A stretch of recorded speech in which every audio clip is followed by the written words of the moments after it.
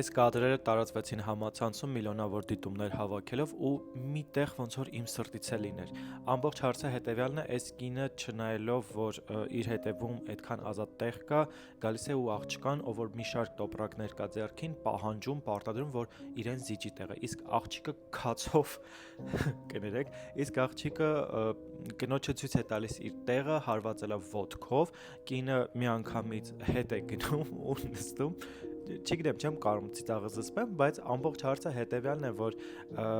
անիմաստ տեղը կինը պարտադրում է աղջկան, որպեսզի իրեն զիջեն, այնիշ կինը կարող էր ուղղակի հետև նայել, նստել ու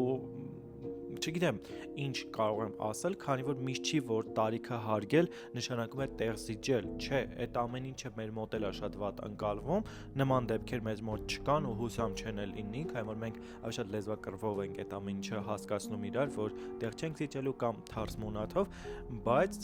իմ սրտից էր այս ամեն ինչը։ Մեկնաբանություններում կարող եք գրել, դուք ավտոբուսում զիջում եք տեղ, թե ոչ։